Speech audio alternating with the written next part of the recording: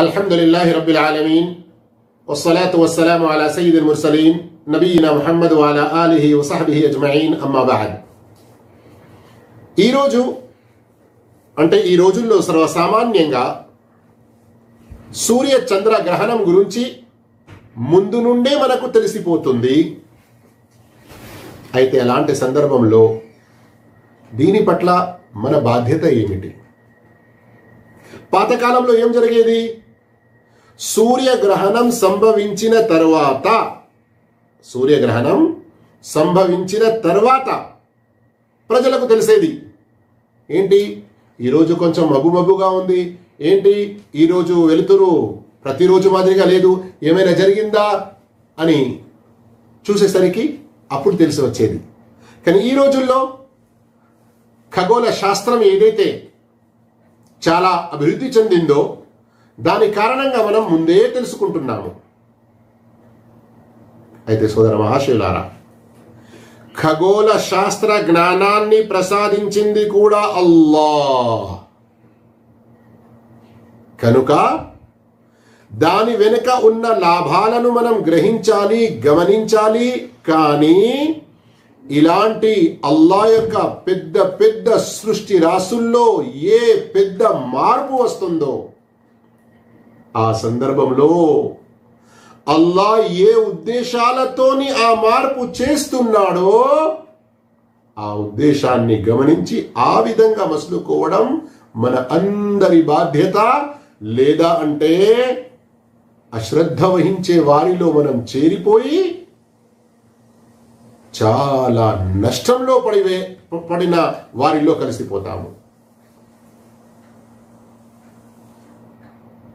సూర్యచంద్ర గ్రహణాల్లోని ఉద్దేశం ఏమిటి? ప్రవక్త సల్లల్లాహు అలైహి వసల్లం చాలా స్పష్టంగా తెలియజేశారు. బుఖారీ ముస్లింలోని హదీస్, ఇన్నహుమా ఆయతాని మిన్ ఆయాతిల్లాహ్, ఇన్నహుమా ఆయతాని మిన్ ఆయాతిల్లాహ్. సూర్య చంద్ర గ్రహణాలు ఇవి అల్లాహ్ యొక్క సూచనల్లో అల్లాహ్ ఔన్నత్యం, అల్లాహ్ యొక్క గొప్పతనం, అల్లాహ్ యొక్క శక్తి సామర్థ్యం, అల్లాహ్ ఏకైక ఆరాధ్యుడు అన్నటువంటి సూచనల్లో గొప్ప సూచన. కనుక యుఖవ్విఫుల్లాహు బిహిమా ఇబాదహ్, అల్లాహ్ వీటి ద్వారా తన దాసులను భయపెట్టిస్తూ ఉంటాడు. వారు భయం చెందాలి. ఎందుకని భయం చెందాలి? మనం 5 ఫీట్ల మానవులం, 5.5 6 ఫీట్ల మానవులం. మనం మహా ఎక్కువ అంటే 60 70 80 100 కిలోల లోపుగా ఉండే వాళ్ళం. సూర్యుడు, చంద్రుడు, భూమి, ఈ సృష్టి రాసుల మధ్యలో మన యొక్క సైజ్ ప్రకారంగా చూసుకుంటే ఏమంత విలువ ఉంటుంది? ఈ సందర్భంలో గమనించండి, అల్లాహు తఆలా తన శక్తి సామర్థ్యాలతో సూర్యుని యొక్క కాంతి విహీనంగా చేసేస్తున్నాడు, వెలుతురు లేకుండా చేసేస్తున్నాడు. ఈ రోజుల్లో మనలోని కొందరి పరిస్థితి ఎలా అయిందో తెలుసా? అల్లాహ్ హిదాయత్ ఇవ్వుగాక. అల్లాహు అక్బర్. అల్లాహ్ సూర్యుని యొక్క, చంద్రుని యొక్క కాంతిని తీసుకుంటున్నాడు, కాంతి లేకుండా చేస్తున్నాడు, వెలుతురు లేకుండా చేస్తున్నాడు. పట్ట పగలు మట్ట మధ్యాహ్నం సూర్యగ్రహణం పట్టింది అంటే కాంతి లేకుండా అయిపోతుంది. ఇది ఎవరు చేస్తున్నారు? అల్లాహ్ అని అంటే కొందరు ఏమనాలి? పాపం వాళ్ళను మూర్ఖులను అనాలా? వాస్తవానికి మూర్ఖత్వం. కానీ మూర్ఖులు అంటే కోపం వస్తుంది ప్రతి ఒక్కరికి. కానీ గమనించండి, మీరు మూర్ఖులు అని నేను అనను, కానీ ఈ మాట మూర్ఖత్వంతో సమానం. ఏ మాట? అరే పిచ్చోడు వీడు, అల్లా దీని కాంతిని తీసుకుంటున్నాడు అంటాడు. సైన్స్ ఎంత డెవలప్ అయిపోయింది ఈరోజు. చంద్రుడు సూర్యుని మరియు భూమి మధ్యలో వచ్చినప్పుడు సూర్యుని కాంతి భూమిపై పడకుండా జరుగుతుంది అంతే. ఇదేంత పెద్ద విషయం. చంద్రగ్రహణం జరుగుతుంది అన్నప్పుడు చంద్రుని మరియు భూమి మధ్యలో సూర్యుడు వచ్చేస్తున్నాడు, చంద్రుని యొక్క కాంతి పడటం లేదు, అంతే. నఊదు బిల్లా, అస్తగ్ఫిరుల్లా. ఈ చులకన ఎంతవరకు చెలరేగింది అంటే భూకంపాలు వస్తున్నాయి. సునామీ వచ్చినప్పటి సంగతి మీకు గుర్తుందో లేదో. ఇండోనేషియాలోని బాలి అన్న ప్రాంతంలో, దానికంటే ఇంకా ఎన్నో కిలోమీటర్ల దూరంలో, సముద్రంలో ఎన్నో కిలోమీటర్ల లోతులో ఆ భూకంపం సంభవించింది. అప్పుడు ఏమన్నారు? అసలు భూకంపం ఎందుకు వస్తుందో తెలుసా? భూమి కింద there are some plates shaked. అక్కడ కొన్ని ప్లేట్ల మాదిరిగా ఉంటాయి, అవి కదిలిపోతాయి, అందుకొరకే భూకంపం సంభవిస్తుంది. నఊదు బిల్లా, అస్తగ్ఫిరుల్లా, అస్తగ్ఫిరుల్లా. నేను ఎందుకు నఊదు బిల్లా, అస్తగ్ఫిరుల్లా అంటున్నాను? శాస్త్ర జ్ఞానం ప్రకారంగా పరిశోధనలో తేలిన ఒక విషయాన్ని చెప్పడం వేరు, వీటి ద్వారా అల్లా మనల్ని భయపెట్టిస్తున్నాడు అన్న విషయాన్ని నమ్మకపోవడం ఇది కుఫ్రుతో సమానం. భయపడండి కొంచెం. అల్లాహు అక్బర్. పరిశోధనలో తేలిన విషయం, శాస్త్ర జ్ఞానంలో వచ్చిన విషయం, దాన్ని మనం తిరస్కరించే అవసరం లేదు, దాన్ని చులకనగా చూసే అవసరం లేదు. కానీ ఇక్కడ అల్లాహ్ చెప్పిన మాట, ప్రవక్త చెప్పిన మాట, ఖురాన్లోని సత్య విషయాన్ని గ్రహించకుండా, అర్థం చేసుకోకుండా దాన్ని చులకనగా చేయడం, చిన్నగా చూడడం, ఫహాక బిల్లదీన సఖిరు, వారి పరిస్థితి ఏమవుతుంది? ఇలా చులకన చేయడం ద్వారా ఏ సత్య బోధనలు, ఏ సత్య విషయాలను ఎగతాళి చేశారో, పరిహసించారో, అలాంటి వాటి ద్వారానే వారికి శిక్షించడం, వాటి ద్వారానే వారిని విపత్తుకు గురి చేసి నాశనం చేయడం జరుగుతుంది. అందుకొరకు భయపడండి. ఈ రోజుల్లో ఈ అంశంపై చెప్పడం చాలా అవసరం ఉంది. వేరే ఎవరో ఇలాంటి తప్పుడు భావనల్లో పడి అల్లాహ్ యొక్క ఔన్నత్యాన్ని, అల్లాహ్ యొక్క గొప్పతనాన్ని వారు గ్రహించడం లేదు అంటే బాధాకర విషయమే.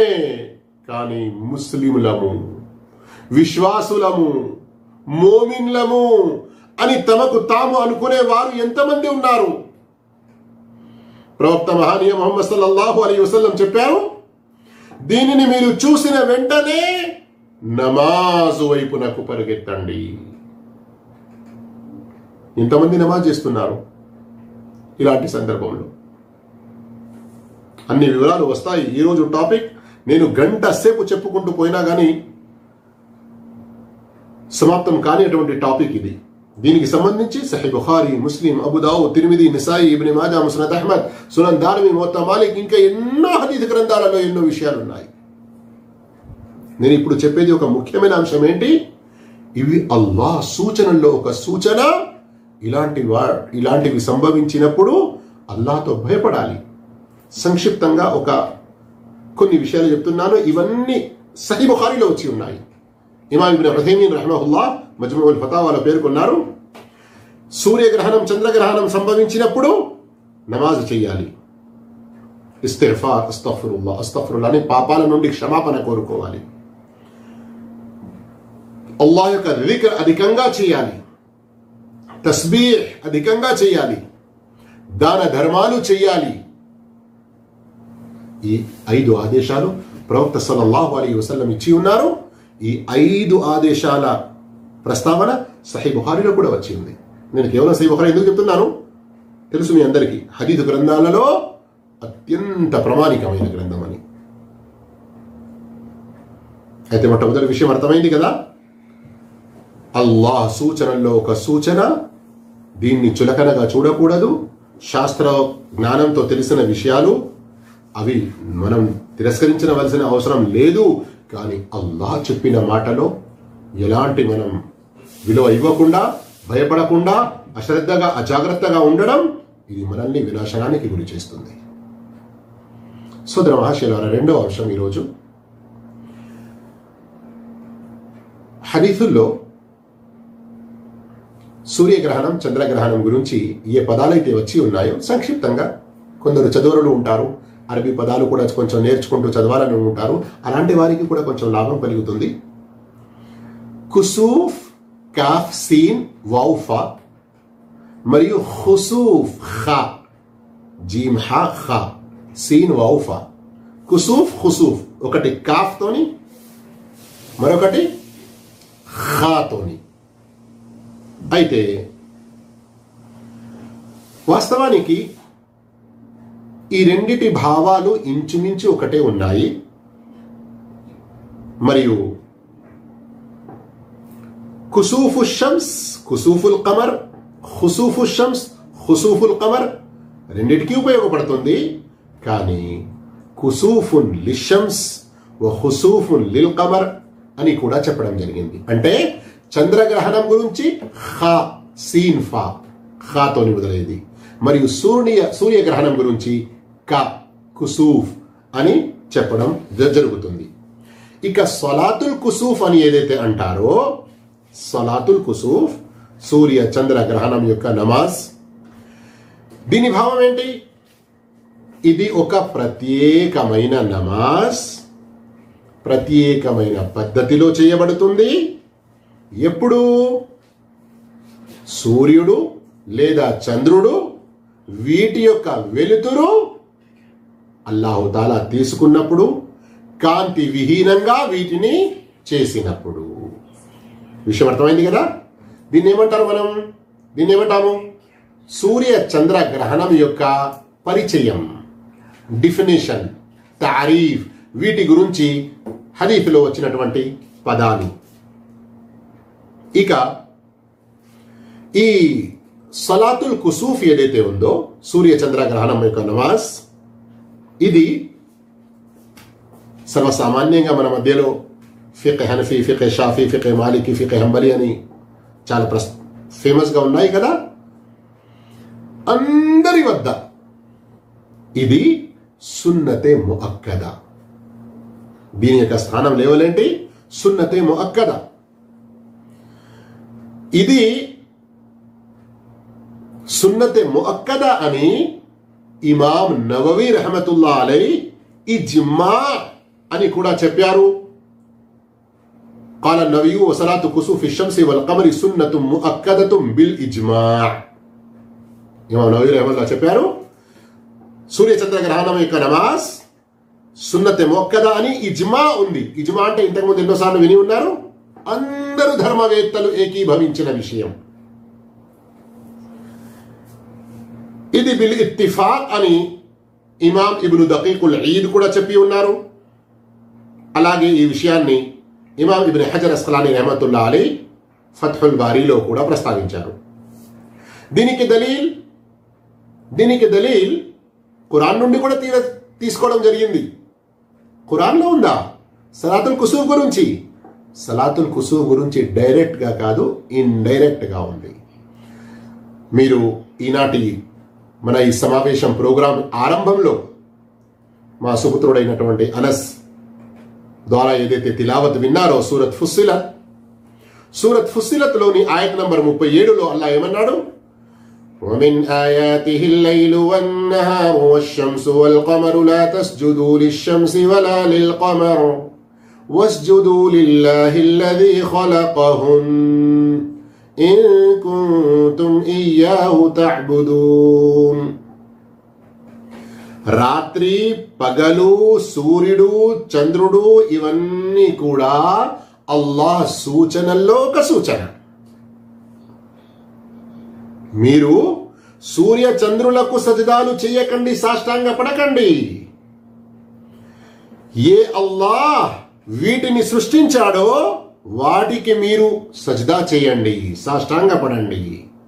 వాస్తవానికి మీరు అల్లాహ్ ఆరాధన చేసేవారే అయ్యేది ఉంటే సాష్టాంగం అనేది, సజ్దా అనేది, నమాజ్ అనేది, ఇబాదత్ అనేది అల్లాహ్ కొరకే చేయాలి, అల్లాహ్ యొక్క సృష్టి రాసులకు కాదు.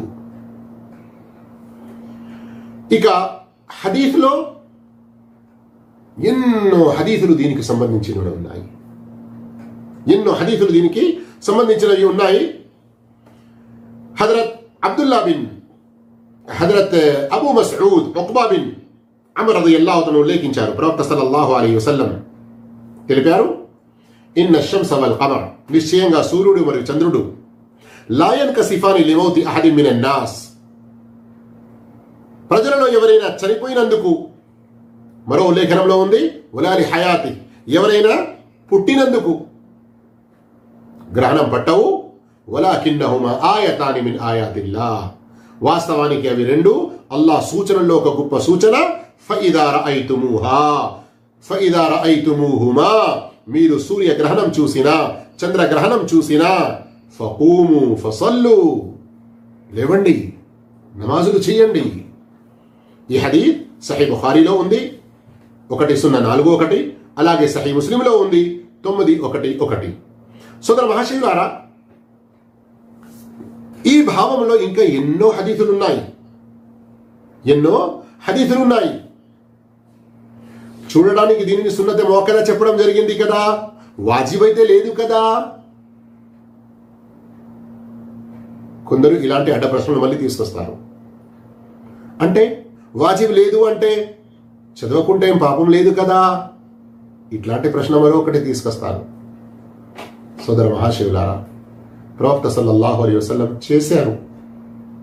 అంతేకాదు, ఎంత భయకంపితులై సూర్యునికి గ్రహణం పట్టింది అని తెలిసిన వెంటనే ఎంత వేగంగా భయకంపితులై లేసి వచ్చారంటే యజుర్రు రిదాహు, ప్రవక్త సల్లల్లాహు అలైహి వసల్లం తమ యొక్క దుప్పటి అది వేలాడుతుంది, అదే స్థితిలో పరుగుడుకుంటూ వచ్చేశారు. అక్కడ ఉన్న వారికి చెప్పారు, అస్సలాతు జామిఆ అని చెప్పండి, నమాజ్ కొరకు మీరందరూ పోగైపోవాలి, అందరూ జమ కావాలి అని ఒక ప్రకటన చేయించారు. అందుకొరకు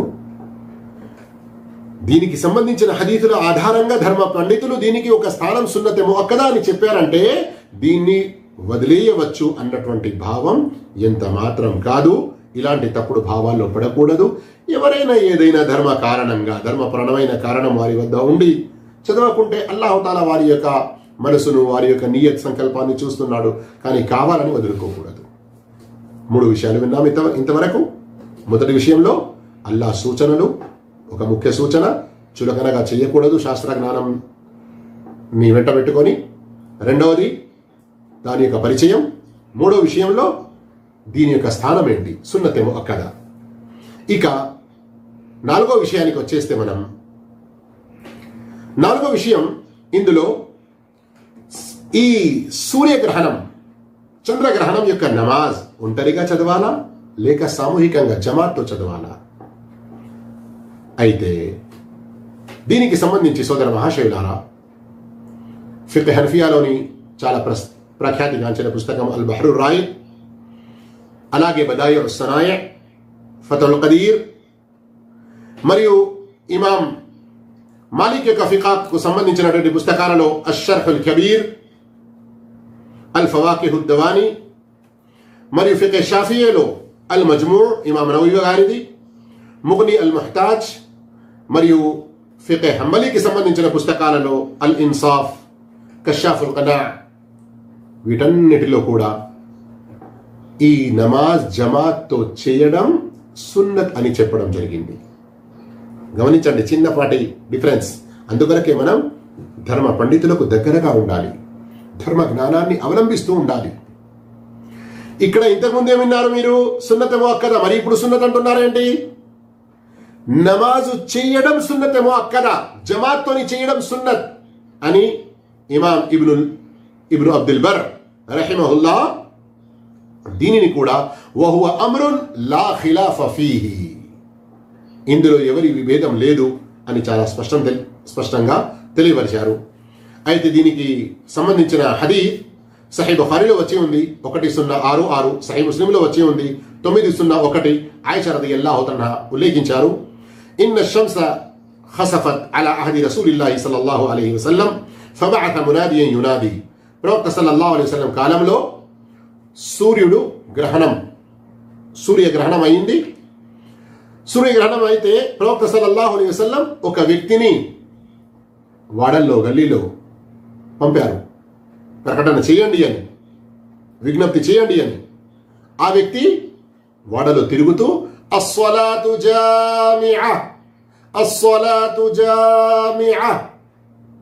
ఈ రోజుల్లో మైకుల ద్వారా కూడా ఈ విషయం చెప్పడం జరుగుతుంది నమాజ్ కంటే ముందు. ఫజ్తమిఉ, మీరందరూ కూడా గుమిగూడండి. మళ్ళీ ప్రవక్త వారు వతకద్దమ ఫకబ్బర్, ముందుకు వెళ్ళి అల్లాహు అక్బర్ అని 2 రకాతుల నమాజ్ చేయించారు. ప్రతి ఒక్క రకాతులో 2 రుకూలు చేశారు. అయితే ఇక్కడ గుర్తుంచుకోవాల్సిన విషయం ఏంటి, జమాత్తోని సూర్య చంద్రగ్రహణం నమాజ్ చేయడం అనేది దీని యొక్క స్థానం ధర్మ పండితులు సున్నత్ అని చెప్పినప్పటికీ కావాలని దీన్ని విడనాడకూడదు. ఎవరైనా ఏదైనా కారణంగా జమాత్తో చేయలేకపోతే ఒంటరిగా చేసే ప్రయత్నం చేయాలి అని ధర్మ పండితులు చెప్పి ఉన్నారు. దీనిని కావాలంటే మీరు 5వ విషయంలో కూడా తీసుకోవచ్చు. 5వ అంశం ఏమిటి, ఎవరైనా జమాత్ తప్పిపోతే, ఏ జమాత్, సూర్యగ్రహణం చంద్రగ్రహణం యొక్క నమాజ్ జమాత్తో ఏదైతే చేయడం జరుగుతుందో అందులో పాల్గొనే ప్రయత్నం చేయాలి. అంశం ఇప్పుడు మనది సూర్య చంద్రగ్రహణం గురించి ఉంది, లేకుంటే జమాత్తోని చేయడం గురించి వేరే ఏదైతే ఎన్నో హదీసులు వచ్చి ఉన్నాయో అవి నేను చెప్పుకుంటూ పోతే మరి చాలా దీర్ఘ సమయం పడుతుంది. ఇక్కడ ఇప్పుడు 5వ అంశం ఏంటి ఇప్పుడు మనం మాట్లాడుకుంటున్నది, ఒకవేళ ఎవరైనా ఏదైనా కారణంగా జమాత్తో చేయలేకపోతే వారు ఒంటరిగా చేసుకునే ప్రయత్నం చేయాలి. ఎందుకు ఒంటరిగా చేసుకునే ప్రయత్నం చేయాలి, ఎలా ధర్మ పండితులు దీని గురించి చెప్పారు? అయితే ప్రవక్త సల్లల్లాహు అలైహి వసల్లం ఫఫ్జఊ లిస్సలా ఫసల్లు వద్ఉ హత్తా యుక్షఫ మా బికుం, ఈ హదీసులు కూడా సహీ బుఖారీలో ఉన్నాయి, అలాగే సహీ ముస్లింలో కూడా ఉన్నాయి. సహీ బుఖారీలో హదీస్ నంబర్ 1040 మరియు సహీ ముస్లింలో 911, అలాగే 901. ఏంటి భావం, మీరు ఈ సూర్య చంద్ర గ్రహణాలు చూసినప్పుడు నమాజు చేయండి, అల్లాతో దువా చేయండి. అది దూరమైపోయే వరకు, కాంతివంతంగా మారే వరకు మీరు నమాజ్ చేస్తూ దువాలు చేస్తూ ఉండండి. అయితే ఇక్కడ ప్రవక్త సల్లల్లాహు అలైహి వసల్లం నమాజు చేసే విషయం ఆదేశించారు, కానీ తప్పనిసరిగా జమాత్తోనే చేయాలి, లేకుంటే అతని నమాజ్ ఒంటరిగా చేసినా గాని కాదు అని ఇక్కడ లేదు. ఇలాగైతే సామాన్య ఫర్జ్ నమాజుల విషయంలో ఇబ్నే అబ్బాస్ రదియల్లాహు అన్హు గారి యొక్క హదీస్ తెలుసు కదా, ఎవరైతే అజాన్ వింటున్నారో ధర్మపరమైన కారణం ఏది లేదో వారు ఒకవేళ జమాతులో పాల్గొనకుంటే ఇంట్లో చేసినా గాని ఆ నమాజు స్వీకరించబడదు. అలాగే సహీ బుఖారీ ముస్లింలో వచ్చిన హదీస్ అబ్దుల్లా ఇబ్న్ ఉమ్మే మక్తూమ్, ఒక గుడ్డి సహాబీ, నబీన సహాబీ, కళ్ళు కనబడవు వారికి, ఏమన్నారు, నేను ఇంట్లో చేసుకుంటాను. ప్రవక్త అడిగారు, మీరు అజాన్ వింటున్నారా? అతను అన్నాడు, అవును వింటున్నాను. ప్రవక్త చెప్పారు, అలాంటప్పుడు నువ్వు తప్పకుండా జమాత్లో పాల్గొను. సర్వసామాన్యంగా జమాతులు ఏవైతే ఉన్నాయో 5 పూటల నమాజులు, కానీ ఇక్కడ ఈ సలాతుల్ కుసూఫ్ సూర్య చంద్రగ్రహణం నమాజ్ గురించి ప్రవక్త సల్లల్లాహు అలైహి వసల్లం ఈ విషయం ఏదైతే చెప్పారో అందులో జమాత్ తప్పనిసరిగా అని ఇక్కడ స్పష్టం లేదు. అందుకొరకు ఎవరైనా ఏదైనా కారణంగా తప్పిపోతే, జమాత్ తప్పకూడదు కానీ కారణంగా తప్పిపోతే ఒంటరిగా చేసుకోవాలి అని షేఖ్ ఇబ్న్ ఉథైమీన్ రహిమహుల్లాహ్ అషర్హుల్ ముమ్తిలో తెలియపరిచారు. అలాగే కషాఫుల్ ఖనాలో కూడా ఈ విషయం ఉంది, ఫలం తుష్తరత్ లహల్ జమాఅ, దీని కొరకు జమాత్ అనేది ఒక షరతుగా కాదు. 5వ విషయం ఏం తెలిసింది మనకు, ఒంటరిగానైనా చెయ్యాలి జమాత్ ఒకవేళ తప్పిపోతే. 6వ అంశం, స్త్రీలు కూడా చెయ్యాలా? అవునండి, స్త్రీలు కూడా ఈ నమాజ్ చేయాలి. దీనికి సంబంధించి దలీల్ ఉందా? అవును, బుఖారీ ముస్లింలో ఉంది. సహీ బుఖారీ హదీస్ నంబర్ 184, అలాగే సహీ ముస్లిం హదీస్ నంబర్ 905. అస్మా బిన్త్ అబీ బకర్ రదియల్లాహు తఆలా ఉల్లేఖించారు, అతైతు ఆయిషత జౌజి నబీ సల్లల్లాహు అలైహి వసల్లం హీన ఖసఫత్ షమ్స్. సూర్యగ్రహణం సందర్భంలో నేను ప్రవక్త సల్లల్లాహు అలైహి వసల్లం వారి యొక్క భార్య ఆయిషా రదియల్లాహు తఆలా వద్దకు వచ్చాను. ఫఇద అన్నాస్ ఖియామున్ యుసల్లూన్. ప్రజలను చూశాను, మస్జిద్లో వారు నమాజ్ చేసుకుంటూ ఉన్నారు. వఇదా హియ ఖాయిమతున్ తుసల్లీ. అప్పుడు నేను ఆయిషాను చూశాను, ఆమె కూడా ఆ జమాత్లో పాల్గొని మగోళ్ళ వెనుక, మగవారి వెనుక నమాజులో నిలబడి ఉంది. ఫకుల్తు మాలిన్నాస్. ఏంటి ఇది ఏ నమాజ్ సమయం? ఇప్పుడు ఎందుకు నమాజ్ చేస్తున్నారు ప్రజలు? ఏంటి విషయం? అయితే నమాజులో ఉన్నారు గనక ఆయిషా రదియల్లాహు తఆలా ఫఅషారత్ బియదిహి నహ్వ సమా. ఆకాశం వైపునకు వేలు చూపించింది. ఆకాశం వైపునకు. అప్పుడు సుబ్హానల్లాహ్, అప్పుడు ఆమెకు అర్థమైంది సూర్యగ్రహణం యొక్క నమాజ్ చేయడం జరుగుతుంది అని. ఈ హదీస్ ద్వారా దలీల్ ఏంటి? అర్థమైంది కదా. ఆయిషా రదియల్లాహు తఆలా కూడా జమాత్తో ఈ నమాజ్ చేస్తూ ఉన్నది. అందుకొరకు స్త్రీలు జమాత్లో పాల్గొనే అటువంటి అవకాశం ఉంటే మస్జిద్లో వారి కొరకు ప్రత్యేకమైన సురక్షితమైన శాంతివంతమైన అన్ని ఫిత్నాల నుండి రక్షణ అటువంటి స్థలం కేటాయించబడి ఉండేది ఉంటే అక్కడికి వచ్చి జమాత్తో చేసుకోవాలి. లేదా అంటే వారు ఒంటరిగా చేసుకోవచ్చు తమ తమ ఇళ్లల్లో. ఈ విషయంలో కూడా హనఫియా, మాలికియా, హంబలియా, షాఫిఇయా, హంబలియా ప్రతి ఒక్కరి ఏకాభిప్రాయం ఉన్నది. ఈ విధంగా సోదర మహాశివులారా, సలాతుల్ కుసూఫ్, సలాతుల్ ఖుసూఫ్, సూర్యగ్రహణం గాని చంద్రగ్రహణం గాని వీటి యొక్క నమాజ్ విషయం మనకు తెలిసింది. 7వ విషయం కొందరు ధర్మ పండితులు ప్రస్తావించి ఉన్నారు. దాన్ని కూడా మనం తెలుసుకుంటే ఇన్షాల్లా ముందు రోజుల్లో ఈ లాభం కలుగుతుంది. మీరు కూడా చదివి ఉండవచ్చును.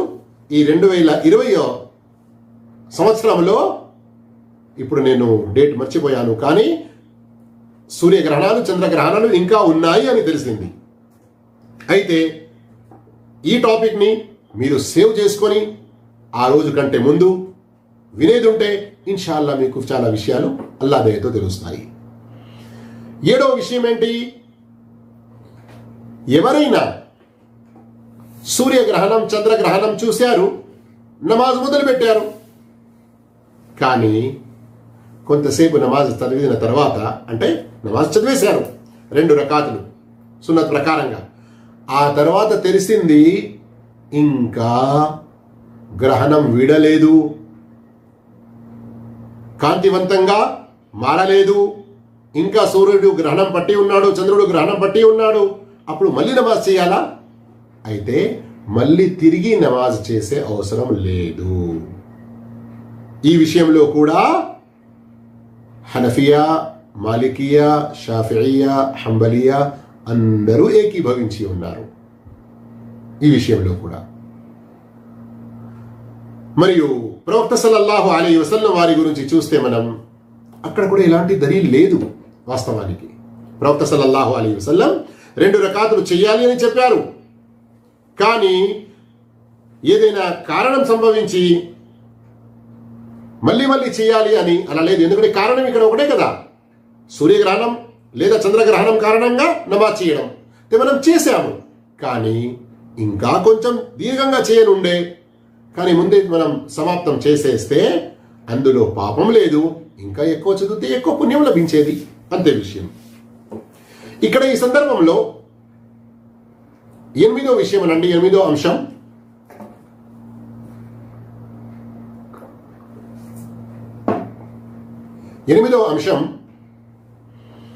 ఈ నమాజ్కు కూడా కళా ఉంటుందా? ఉదాహరణకు మన ఫర్జ్ నమాజులు ఉన్నాయి కదా, కొన్ని సందర్భాలలో ఫర్ద్ కంటే ముందు ఉన్న సున్నతులు కూడా కదా చేయవచ్చు అన్నటువంటి మనకు దలీలు ఉన్నాయి. అయితే ఈ సూర్యగ్రహణం, చంద్రగ్రహణం నమాజ్ ఎవరి నుండైనా తప్పిపోతే వారు కదా చేయాలా? అయితే సోదర మహాశయులారా, వాస్తవానికి కదా గురించి కూడా ఎలాంటి దలీల్ లేదు. ఎందుకు? ప్రవక్త సల్లల్లాహు అలైహి వసల్లం వారు ఏం చెప్పారు? హత్తా యుక్షఫ మా బికుం. మరో లేఖనంలో ఏముంది? హత్తా తంజలి. గ్రహణం వీడే వరకు, మళ్ళీ కాంతి తిరిగి వచ్చే వరకు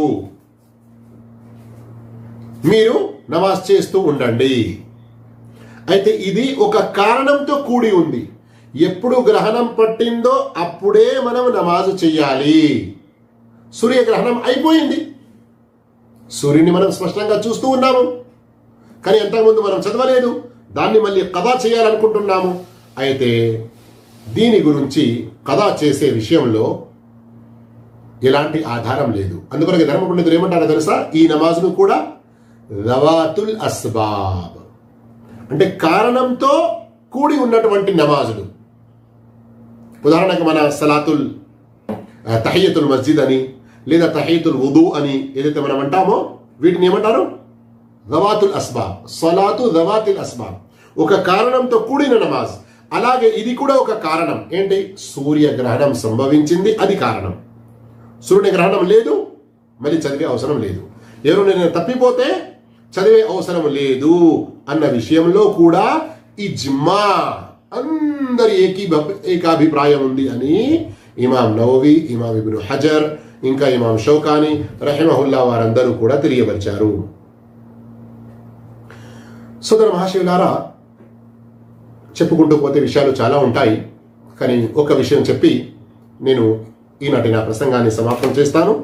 ఒకవేళ ఇంకా ఏదైనా ఇందులో విషయాలు మిగిలి ఉండేది ఉంటే మరి వేరే సందర్భంలో మనం తెలుసుకుందాము.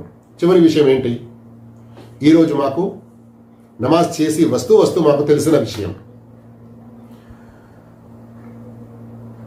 ఏంటి? అది ఒక వ్యక్తి నమాజ్ కొరకు వచ్చాడు, జమాత్ నిలబడి ఉంది. అప్పటికి ఒక ఖియాం, ఒక రుకు తప్పిపోయింది. మీకు గుర్తుంది కదా, ఇంతకుముందు నేను చెప్పాను, మా పాత వీడియోలో కూడా మీరు విని ఉండవచ్చును.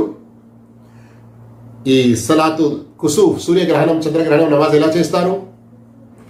అల్లాహు అక్బర్ అని చేతులు పట్టుకున్నారు, సనా సుబ్హానకల్లాహుమ్మ లేదా అల్లాహుమ్మ వాయిదువైని ఇంకా వేరే ఏదైనా తనా చదివి సూరతుల్ ఫాతిహా చదవాలి. ఆ తర్వాత దీర్ఘంగా ఖురాన్ చదవాలి. ఆ తర్వాత అల్లాహు అక్బర్ అంటూ రుకులోకి వెళ్ళాలి. రుకు నుండి నిలబడిన తర్వాత మళ్ళీ కిరాత్ చదవాలి. సూర ఫాతిహా విషయంలో చిన్న వాటి భేదాభిప్రాయం ఉంది. కొందరు చదవాలి అని అంటారు, మరి కొందరు చదవకూడదు అని అంటారు. ఇలా చేసినా కానీ అభ్యంతరం లేదు, కానీ ఖురాన్ అయితే తప్పకుండా చదవాలి. రుకు నుండి నిలబడిన తర్వాత ఆ తర్వాత మళ్ళీ రుకు చేయాలి. అయితే గుర్తుంచండి, ఎన్ని ఖియాములు? ఒక్క రకాతులో 2 ఖియాములు, 2 రుకులు. ఈ రెండవ రుకు తర్వాత మళ్ళీ సజదా చేయాలి, 2 సజ్దాలు. 2 సజ్దాల నుండి లేచి చేతులు కట్టుకొని సూర ఫాతిహా చదివి కిరాత్ చేయాలి. ఆ తర్వాత రుకు చేయాలి. రుకు నుండి నిలబడి మళ్ళీ కిరాత్ చేయాలి. ఫాతిహా విషయం చెప్పేసాను ఇంతకుముందే. ఆ తర్వాత మళ్ళీ 2వ రుకు చేయాలి. ఆ తర్వాత 2 సజ్దాలు చేసి యథావిధిగా నమాజును పూర్తి చేయాలి. అయితే నమాజ్ పద్ధతి అయితే తెలిసింది కదా. ఈరోజు జరిగిన విషయం ఏంటి? ఒక వ్యక్తి నమాజ్లో వచ్చాడు, అతని మొదటి ఖియాం, మొదటి రుకు మిస్ అయిపోయింది. 2వ ఖియాంలో అతడు చేరుకున్నాడు. ఇమాం సాబ్తో సలాం తింపేశాడు. అయితే ఇప్పుడు అతడు ఎలా చేయాలి? అల్హమ్దులిల్లా, అల్లా యొక్క గొప్ప దయ. పక్కనే అదృష్టం అది. అల్లాహు అక్బర్. అతడు ఇంటర్ చదువుతున్నప్పుడు ఏ టీచర్లు అయితే ఉండిరో, ఒక టీచర్, హదీస్ చదివించేటువంటి టీచర్ అతని పక్కన ఉన్నాడంట.